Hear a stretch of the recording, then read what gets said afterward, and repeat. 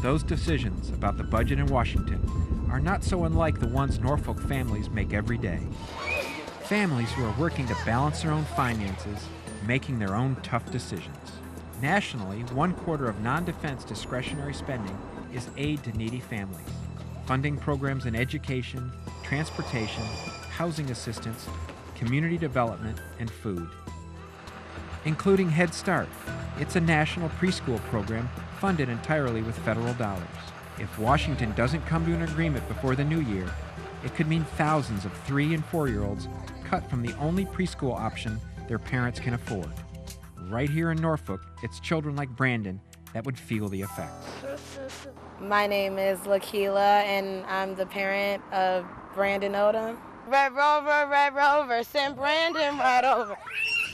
I didn't go to college, but I was good in school. So, I mean, if I can go back to college, I would, but I have to work. I have my child. So I'm scared that they're really going to start cutting things in education. Like, it is important. Without education, without knowledge, what else is there? Lakila's son Brandon attends this Head Start Center in Newport News, Virginia.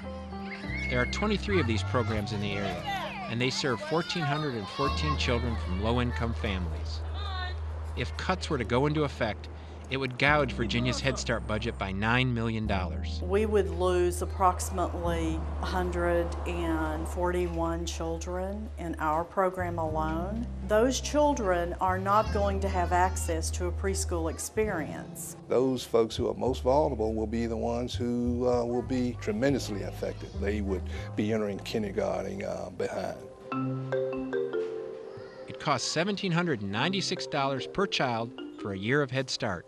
And they estimate that for every $1 public dollar invested in the program, states and cities save $7 because these kids are less likely to repeat grades, less likely to go to prison, and are more likely to have health care. We have more than 600 children right now here on the peninsula who are eligible to enroll in Head Start, but we simply don't have the dollars available to enroll them in the program. I read Monkeys book, Spider-Man book, Adventure book, Ammo book. Anything you can get your hands on. Come here. I hope that he will be better than me and make better decisions. If anything, cut things that people don't need, like fast food and smoking and drinking and stuff like that. Don't cut education, because that's going to make our country grow. It's not just access to an education that will help these kids grow. Many Norfolk families find themselves needing assistance at the end of the month. 1 in 4 will visit a food bank. Food banks already in danger of not having enough. My name is Joanne Batson, and I'm CEO of the Food Bank of Southeastern Virginia here in the Norfolk area of Virginia. Worst case scenario, it could be the perfect storm for us. If the cuts in TFAP happen, if SNAP cuts happen, I can't even fathom what we would do because we will not have enough food. TFAP is the Emergency Food Assistance Program. Sequestration could cut parts of this food delivery program by $4 million.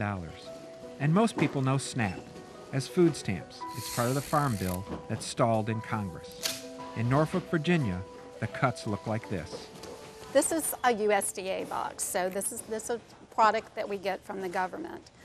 This would serve a family of 4 to 6, and they're only eligible to get this box once a month. We have in here some grape juice, some applesauce, we have sweet corn, cranberry sauce, soup, some more soup, and we have some spaghetti sauce. We have seen the equivalent of a over 30% reduction in these products over the last 17 months. So if that trend continues, we wouldn't have this, we wouldn't have this, and we wouldn't have half of this. So you can see, if those cuts happen in Washington, it is going to hurt that child and that family that might be relying on this to be a meal or two for them. It's huge.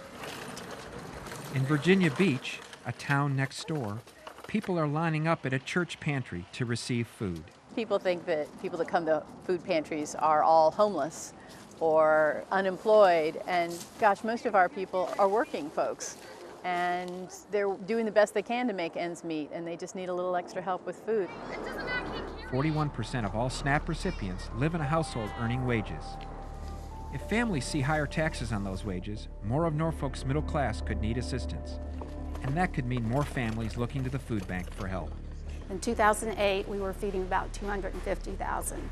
Now we're providing food and groceries for over 400,000. Here, Mom. It's inconceivable to me that we would feed more than we're doing right now. In our service area alone, we are feeding 1 in 4.